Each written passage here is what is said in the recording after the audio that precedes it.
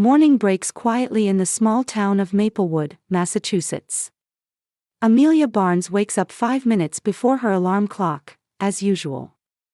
The right side of the bed is empty, with just a slight indentation still visible on the pillow. Even now, 3 years later, she sometimes thinks Timothy has just woken up early and is making coffee in the kitchen. In the soft October light streaming through the window, Amelia gazes at the wall of her bedroom where Timothy's photograph hangs. His warm smile, surrounded by kids from the local high school basketball team. He passed away suddenly at 37 from a heart attack. Working as a teacher while establishing and running an after-school program called Second Chance for underprivileged children, he was a small hero in the community. "Another anniversary is approaching," Amelia whispered to the photograph. "No one has forgotten you." While drinking coffee in the kitchen, Amelia was checking her schedule for the day. As a successful real estate agent, she had some control over her time. She had plans to meet her sister Rebecca in the afternoon. Rebecca had only told her that she had something important to discuss. Rebecca worked at a local advertising agency. 3 months ago, she had just gotten engaged to James Howard, a successful businessman. Amelia expected that important discussion would be about wedding plans. In the afternoon, when she entered the most sophisticated cafe in town at the appointed time, Rebecca was already waiting at a window seat. With her perfect blonde hair and refined clothing, she always attracted attention. "Amelia. Finally, you're here." Rebecca stood up and lightly kissed her sister. "I know you're busy, but I couldn't possibly discuss something this important over the phone." Amelia smiled, ordered coffee, and asked, "So, what's this important matter?" Can you imagine making $10,000 a month just from YouTube, all from home? That's exactly what I did with Reddit Stories. No face, no voice. Check the link in the description if you're curious. "Have you set a date for your wedding with James?" Rebecca nodded happily. "Yes. We've chosen a wonderful day. December 15th. The theme is Winter Wonderland, with a snow-white wedding dress and snowflake motifs. Isn't that lovely?" Amelia nearly dropped her coffee cup. December 15th. The anniversary of Timothy's death. Every year on that day, she held a small memorial gathering with Timothy's former colleagues and students. December 15th. Amelia's voice trembled. "But Rebecca, that's the anniversary of Timothy's death." Rebecca's expression clouded momentarily, but she quickly waved her hand dismissively. "Oh, that's right. But the community center was only available on that day. Besides, it's been 3 years already. You can't keep dwelling on the past forever, can you? But couldn't you change it to another day?" Amelia asked quietly. "We hold a gathering every year on that day to remember Timothy." "My goodness. Isn't my most important day more significant than some small gathering?" Rebecca raised her voice. "Besides, Timothy isn't coming back. We should prioritize the happiness of the living." Amelia didn't try to hide her wounded heart. "Is that really how you feel?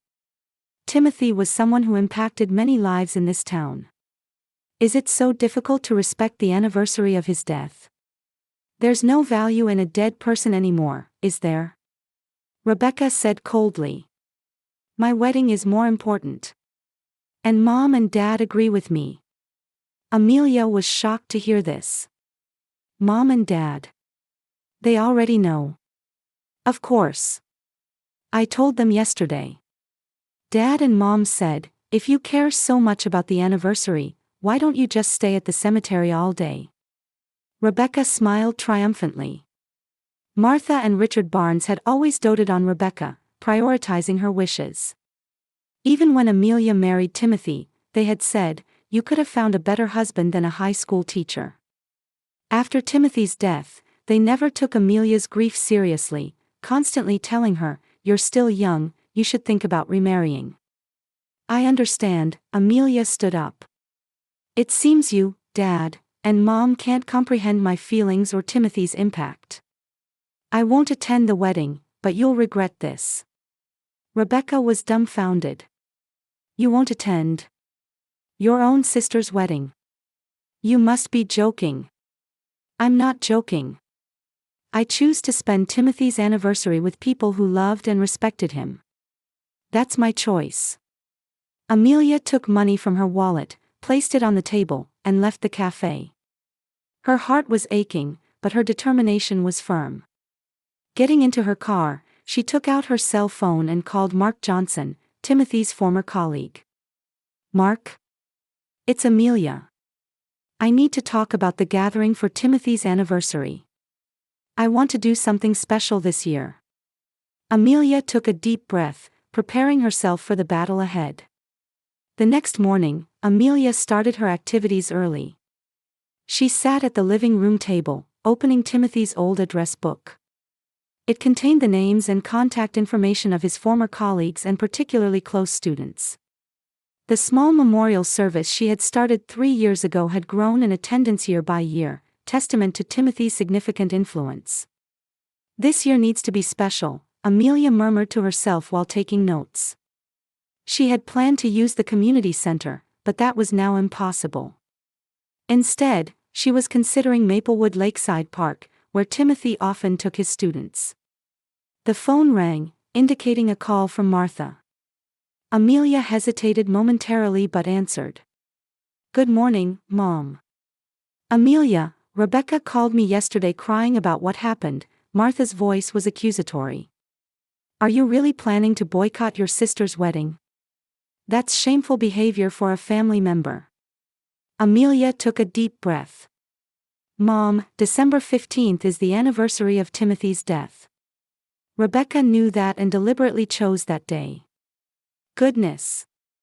It's about time you forgot about a dead person. Martha made no attempt to hide her irritation. You can't move forward because you're clinging to the past. Meanwhile, Rebecca is starting a new life. Timothy isn't the past. His presence still lives in many people in this town. Amelia's voice was quiet but conveyed strong determination. I wish Rebecca happiness. But that day is for remembering my husband. Well, if the anniversary is so important, why don't you spend all day in front of his grave? Martha's cold sneer was evident even over the phone. We'll celebrate our daughter's special day. If you don't come, that's your choice. After hanging up, Amelia couldn't move for a while. It hurt deeply to realize that for her parents, Timothy's anniversary was insignificant. Yet, her determination remained unshaken. That afternoon, Amelia met with Kevin Washington, a former student who had been a core member of Timothy's Second Chance program. Now a college student, he continued volunteer work in Timothy's spirit. A wedding on teacher's anniversary. That's not right, Mrs. Barnes, Kevin frowned. All of us who went to college thanks to teacher cherish that day. Thank you, Kevin. But it's a family choice.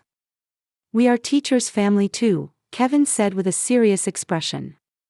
Sometimes family without blood ties can be more important. That's what teacher taught us. At those words, Amelia's eyes welled up a little. As the weeks passed, plans for Timothy's memorial service progressed steadily. Amelia reserved the pavilion at the Lakeside Park and created invitations for the gathering.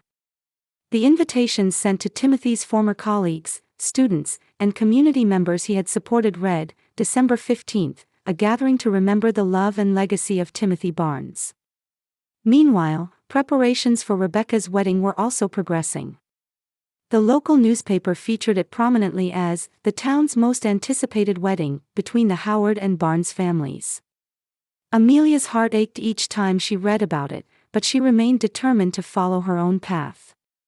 2 weeks before the wedding, an unexpected visitor came to Amelia's house. When she opened the door, there stood James Howard, Rebecca's fiancé. Tall with a businessman's demeanor, he seemed a bit nervous. Mrs. Barnes, may I have a moment of your time? Amelia invited him in and served coffee in the living room.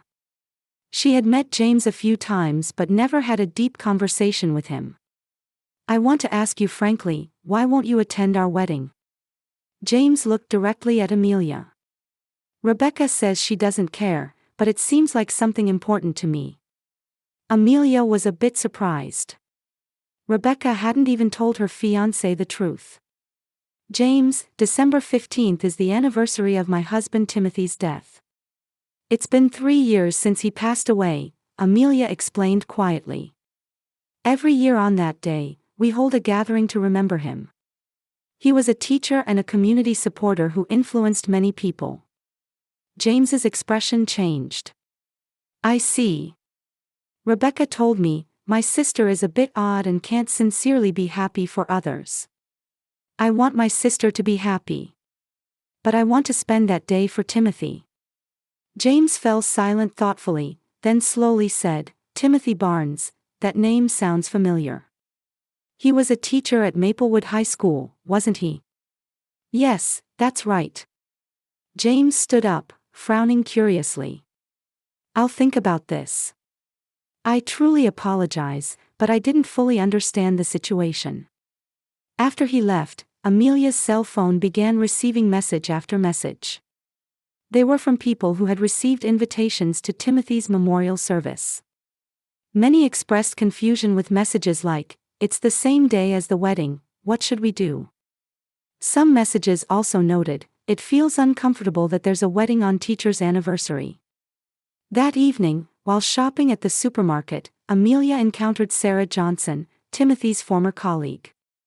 "Amelia, the whole town is talking about this," Sarah said in a low voice.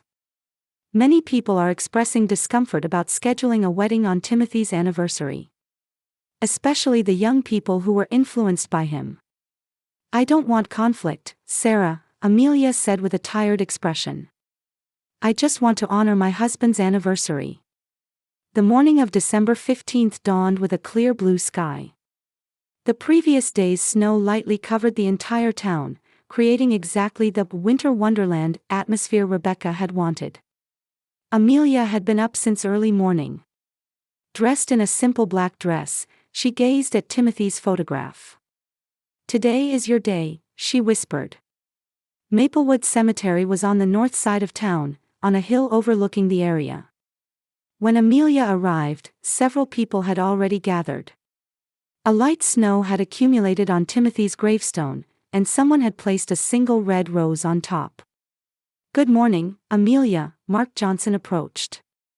Timothy's close friend and colleague had been a major support for Amelia in continuing the memorial gatherings. "Today will be a special day." As time passed, more and more people gathered at the cemetery. Timothy's former colleagues, students, and families who had received support through his program. Everyone quietly remembered him and offered words to Amelia. "Mr. Barnes changed my life," Kevin said in a small speech. "Without him, I wouldn't be here today." Meanwhile, at the community center, wedding preparations were entering their final stage. White and silver decorations adorned the entire venue, and a large photograph of Rebecca and James was displayed at the entrance. Rebecca was in a dedicated room, making final adjustments to her wedding dress. "It will be a perfect day," Rebecca nodded with satisfaction at her reflection in the mirror. "James's father is preparing a speech." "Wonderful." One of the bridesmaids hesitantly asked, "Is Amelia really not coming?" "She's not. She only ever thinks about herself," Rebecca answered coldly. "She's always tried to ruin my shining moments. But today is different, today is my day." Martha, her mother, opened the door and looked at her daughter with tears in her eyes.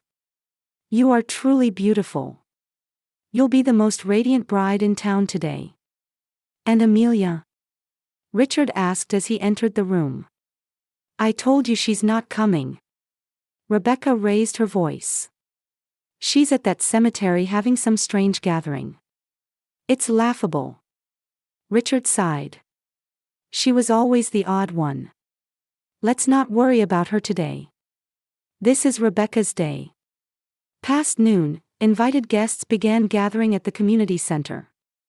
The hall filled with over 200 people. Many local dignitaries had been invited, as Rebecca and James were from two of the wealthiest families in town.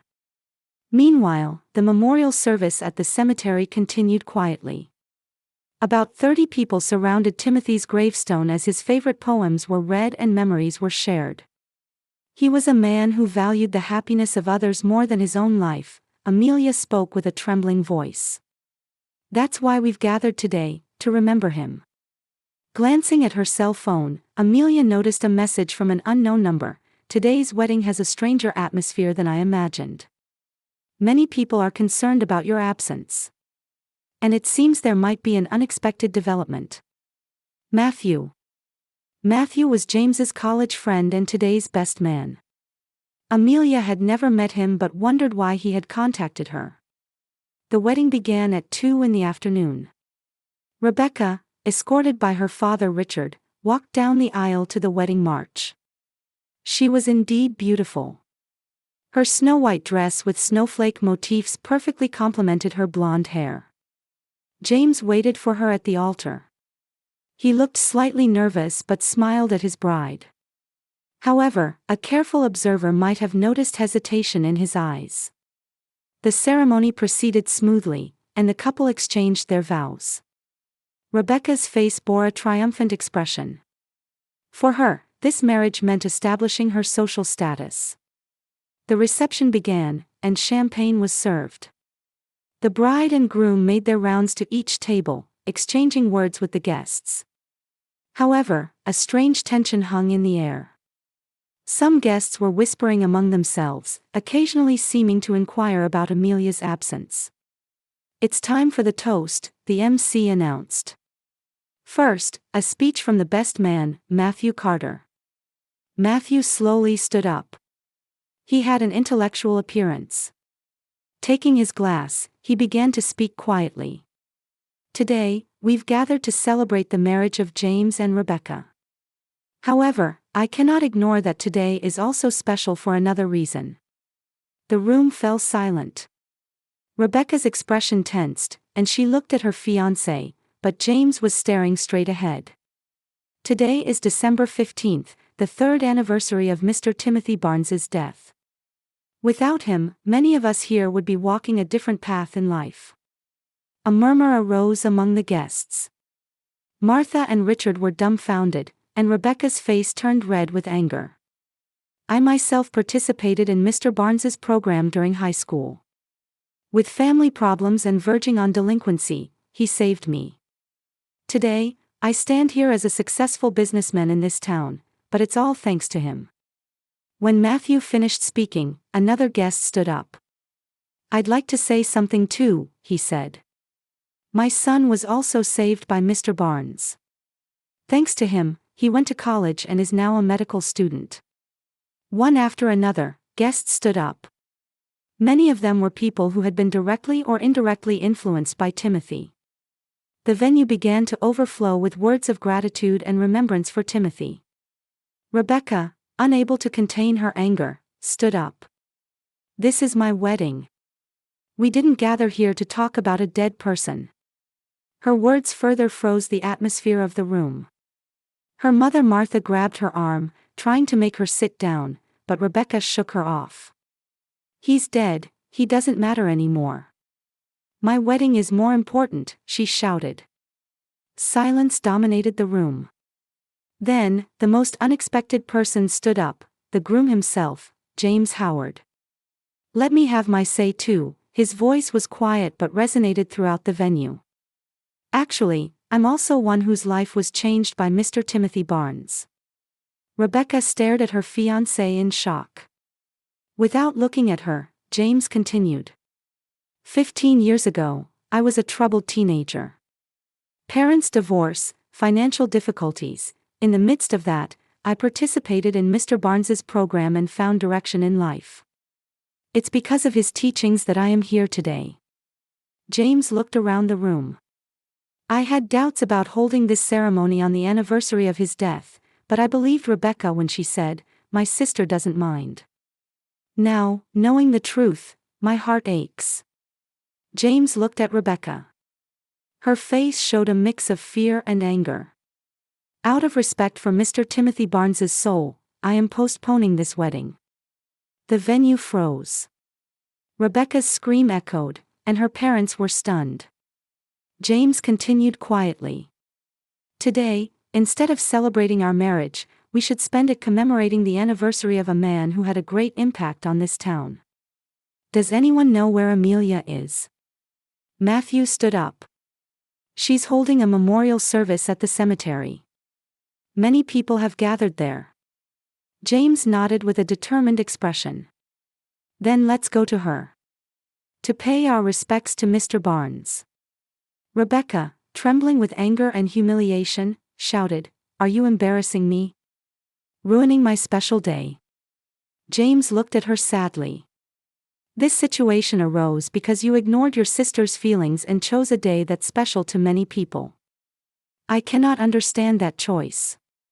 The venue was enveloped in chaos. Many guests stood up with James, showing their intention to head to the cemetery.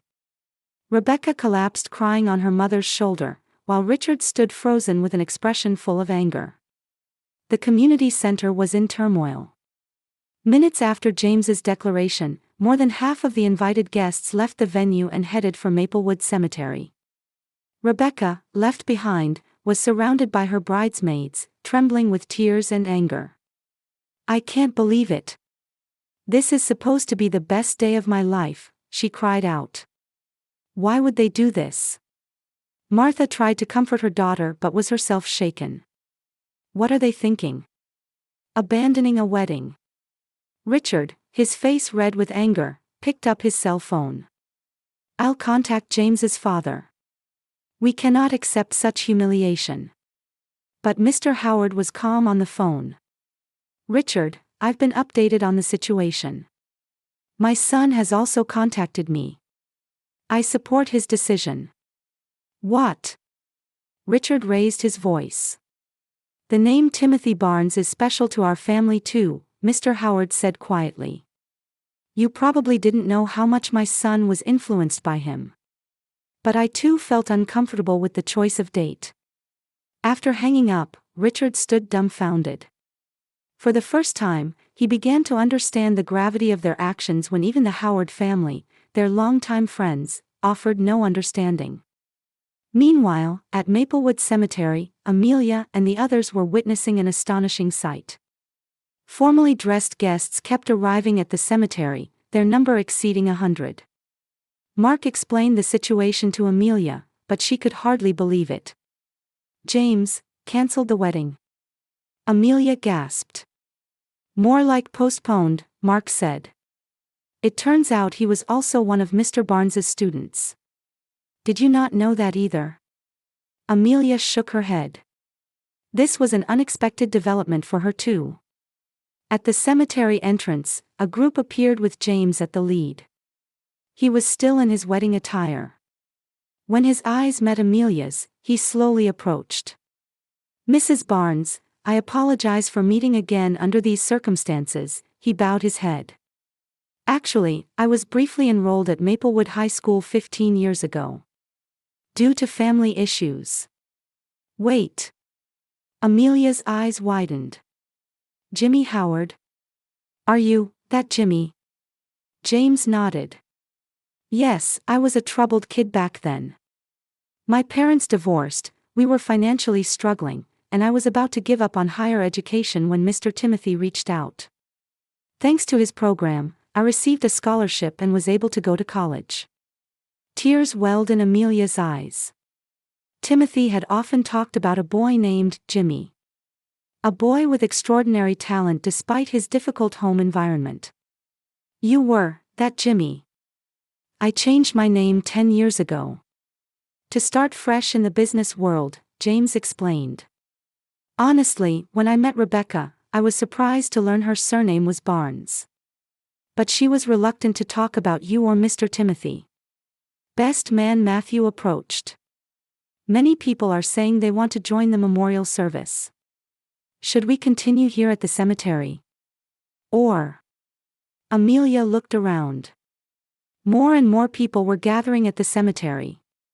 "Let's return to the community center," she decided. That's what Timothy would have done. He always valued reconciliation and unity. And strangely enough, the community center that had been prepared for a wedding became the venue for Timothy Barnes's memorial service. With the white and silver decorations still in place, his photograph was displayed in the center. When they returned to the center, Rebecca and her parents were still there. Rebecca stood stunned, her makeup ruined, her eyes red. Seeing Amelia enter, her expression twisted with anger and humiliation.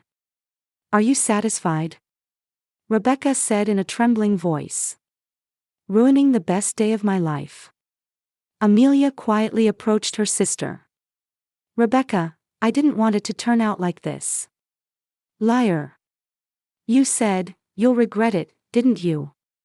"I did say that, but I never imagined it would take this form," Amelia answered honestly. "I just wanted you to respect Timothy's anniversary." At this point, James approached Rebecca.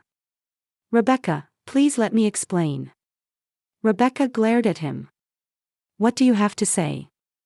After embarrassing me? Seeing how you treated your sister, I realized our values don't align," James said quietly. "You're someone who can trample on what's important to others for your own desires." "What are you saying? What did I do?" "Deliberately scheduling a wedding on Mr. Timothy's anniversary. And not considering Amelia's feelings at all." James's voice was cold. "I cannot spend the rest of my life with such a person." The blood drained from Rebecca's face. With trembling lips, she said, "Are you breaking our engagement?" "I need time to think calmly right now," James answered. "Today, let's make it a day to remember Mr. Timothy." Martha and Richard listened to this conversation in stunned silence. Their social status and reputation would be significantly damaged by this incident. But what struck their hearts even more were the words of the many people gathered in the venue, speaking about Timothy. One by one, people who had been influenced by Timothy Barnes began to speak. How much he had done for the town, for the children, and for this community. Martha and Richard learned for the first time the true value of their son-in-law whom they had underestimated. Amelia stood on the stage and began to speak quietly. "Today, we've gathered to remember Timothy Barnes. As a teacher, mentor, and human being, he brought light to many people's lives." Her voice resonated throughout the venue. "He believed that blood ties alone do not make a family. True family is bonded by love, respect, and compassion." Many people nodded at Amelia's words. She continued, "Today, we gather here to confirm that bond. Timothy's spirit lives on in each one of us." In the corner of the room, Martha felt she was seeing her daughter's strength and dignity for the first time. And the tremendous influence of her son-in-law, whom she had underestimated for years. In Richard's eyes, colors of shame and regret appeared. Rebecca was now more confused than angry. Her planned wedding had completely changed direction. And she was made to realize that the person she had dismissed as a dead man was in fact a still living presence for many people. When Amelia's speech ended, people gathered around her, offering words of gratitude and support. On this day, she felt the presence of a true family beyond blood relations. Amelia stepped outside the venue alone. The cold winter air caressed her cheeks. She looked up at the sky and smiled. "You connected many people again today, Timothy," she whispered. "Thank you." 6 months later, in early summer, Maplewood High School's auditorium was overflowing with people. Amelia Barnes stood on the platform, explaining the expansion plans for Timothy's educational support program, Second Chance. "Today, we are honored to announce the official launch of the Timothy Barnes Memorial Foundation." Amelia's voice was filled with confidence. "This program will not only provide educational opportunities for economically disadvantaged children but also offer comprehensive support including emotional care." Loud applause erupted from the audience. James Howard was seated in the front row. After breaking off his engagement, he had become an enthusiastic supporter of Amelia's work to continue Timothy's legacy. A friendship had blossomed between them, with occasional hints of something more. The foundation's activities were gaining attention beyond the town, throughout the entire state. Amelia had found her mission in continuing her husband's legacy, spreading his name and philosophy.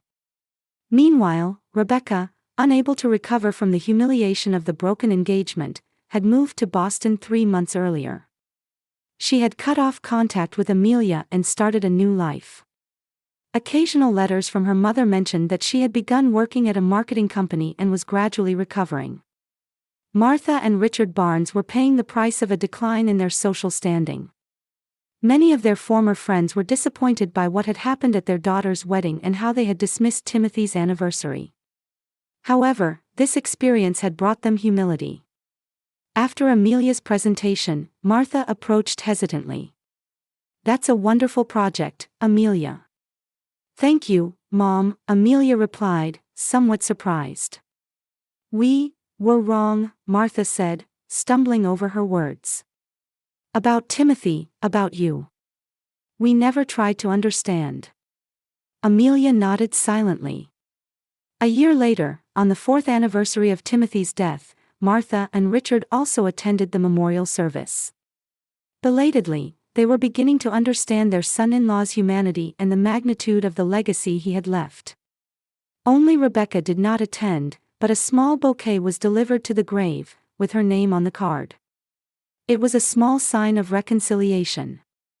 Amelia and James stood hand in hand at the graveside. The two had slowly nurtured their relationship, finding Timothy's spirit in each other. "He's still connecting us," Amelia whispered.